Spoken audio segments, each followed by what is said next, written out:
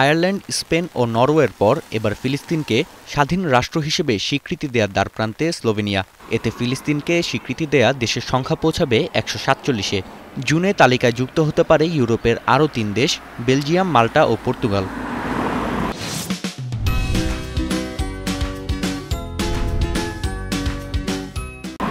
বৃহস্পতিবার স্লোভেনিয়ার প্রধানমন্ত্রী জানান, বিশ্বে শান্তি প্রতিষ্ঠায় এমন পদক্ষেপ নিতে যাচ্ছে তার দেশ। এর মধ্যেই প্রস্তাবটিতে সমর্থন দিয়েছে স্লোভেনিয়া সরকার। অপেক্ষা শুধু পার্লামেন্টের অনুমোদনের। Palestinskemu narodu do samoodložbe in palestinsko državo, ampak da bodo tudi arabske države priznale pravico Izraelu do obstoja, ker je edina pot do miru pot dveh držav.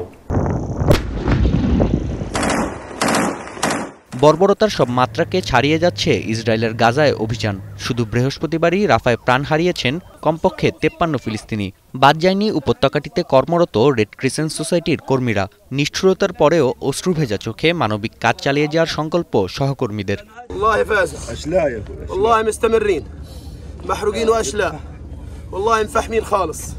রাফায় স্থল অভিযান বন্ধে আন্তর্জাতিক বিচারিক আদালতের নির্দেশনাকে তোয়াক্কা করছে না ইসরায়েল। উল্টো দেশটির প্রধানমন্ত্রী জানিয়েছেন, আইসিসিকে এখনও নিষেধাজ্ঞা না দেয়ায় মার্কিন প্রশাসনের ওপর হতাশ তিনি। They chant death to Israel, death to America.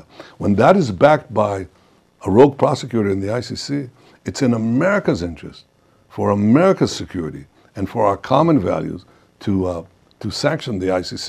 ইসরায়েলের দাবি, রাফা অভিযানে নিহত হয়েছে অন্তত ৩০০ হামাস যোদ্ধা। যদিও দক্ষিণের শহরটিতে চলমান ইসরায়েলের আগ্রাসনকে বড় সামরিক অভিযান নয় বলে মন্তব্য যুক্তরাষ্ট্রের। জাতিসংঘের নিরাপত্তা পরিষদে গাজায় অবিলম্বে যুদ্ধবন্ধে আলজেরিয়ার উত্থাপিত প্রস্তাবকে ভারসাম্যহীন বলে জানিয়েছে মার্কিন পররাষ্ট্র দপ্তর। তবে বার্তা সংস্থা রয়টার্সের প্রতিবেদন বলছে, গাজা ইস্যুতে সাম্প্রতিক সময়ের সবচেয়ে শক্তিশালী প্রস্তাব ছিল এটি।